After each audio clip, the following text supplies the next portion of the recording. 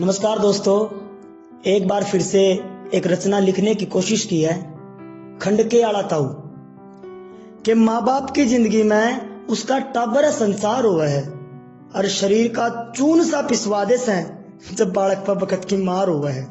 तो दोस्तों, मैं सागर नायर थारी शामी आज एक ऐसी कविता लेकर आया हूँ जिसमें एक खंडके आला ताऊ क्यों कर अपने खून तार जावे है। तो गांव से जिला सोनीपत में एक सुरता रहा करता और सब तय बड़ा खंडवा बांधा करता सिर पे। इस मारे पूरा गांव ताऊ खंडके आला कहा करता। ताऊ की काम गवांड में इज्जत का कसूता टोरा था। अरे वो भी क्यों नहीं, आखिर सुरता ताऊ पूरा पंचायती हो रहा था। पंचायता में लोगा के रोड़े झगड़े सुलझाया करता और कई बार तो है ना इसे ठाडे फैसले दे देवा था। शामी कोई मुंह भी नहीं खोल पाया करता। खंडके आले के अड़े 3 जाए थे और सुरते ने ना वे बड़ी मेहनत तक कामयाबी की पटड़ी पर चढ़ाए थे।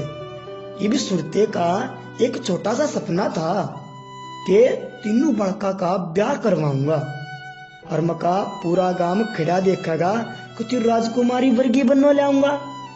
सारे छोरे गांव तबार शहर में नौकरी करा कर दे और महीने में एक बार बाबू ने देखन खातर ढूंढ में बढ़ा कर दे।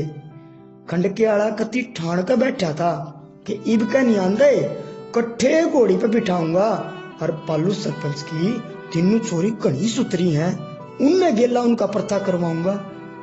पर भगवान ने तो कुछ और रच रखी थी और बड़का ने सुरते तन्यारे चाल कर लो मैरिज कर रखी थी।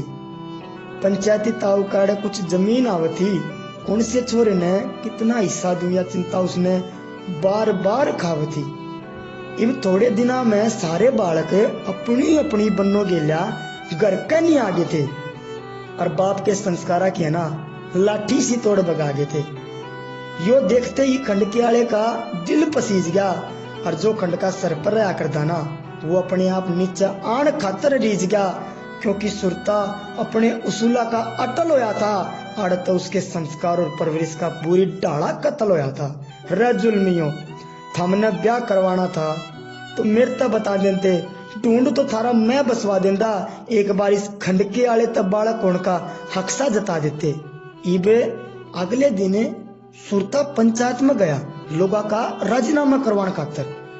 तो उसने उड़े कई बात सुनने मिली कि खुद के छोरे तो घर का नाश करे से मारती फैसला सुनाओगा। यह बात सुनकर उसके खंडके की पाग सी खुली। आज वो सुरता कती अपनी जिंदगी तो हार गया था, क्योंकि आज खंडके आले के फैसले पे सवाल आने लग गया था और इस सारी घटना ने देखकर सुरता छाती का में आंसुओं ने तार गया था। घर पहुंचते ही खंडके आले ने खाट का सारा ले लिया था।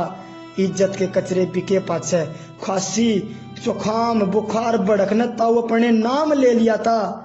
इबे बाबू के पड़ते खाट में तीनों बुआ ने अपने अपने आदमी के कान भरे कि बुढ़ा तो थोड़े दिन का मेहमान से, चलो सारी जमीन अपने नाम करे। इस बात पे तीनों भाइया का आपस में लठ बाजन लग गया था कि सारी धरती ने तो मैं लूंगा। बड़ा भाई नू कह कहने चक्कर सा काटने लग गया था। खंडके आले ने कही, अरे जमीन ने बराबर बराबर बांट लो, पर ढूंढ मनु कलेश ना करो, बेशक मने बीच में तो काट लो। आज वो ताऊ सुरता बूंदी डाल अपने खून ता हारने लाग रहा था, जिसकी बात सब मान्या करे थे। आज उसका बड़ा छोरा ही नहीं मान रहा था। जुकर तुकर करके पहले नंबर आला छोरा पूरी जमीन में बेच गया। अरे लेक अपनी बहू ने शहर कन्नी खींच गया। इब दोनों छोटे छोरे कति उबाड़ खा रहे थे। अरे वे भी सुरते तो दूर जान खातर बैग सा ठा रहे थे।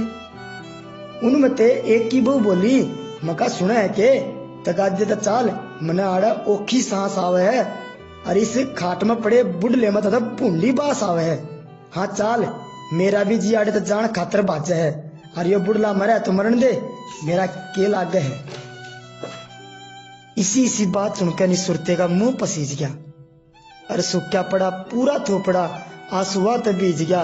तीनों छोरे कति जा लिए थे और मरे पाछा कंधा भी ना दे इस बात पर हाथ उठा लिए थे।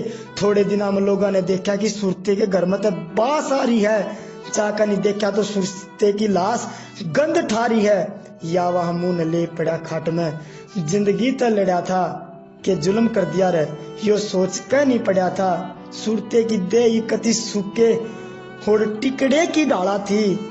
एक भूखे बाणे कमजोर आदमी की एक एक हड्डी न्यारी दिखती रे। अब भगवान की कौन सी माला थी, पर एक चीज थी, ताऊ इब भी खंड का बांधे पड़ा था। जणु फैसला सुनान खातर इब भी अड़ा था, जणु फैसला सुनान खातर इब भी अड़ा था।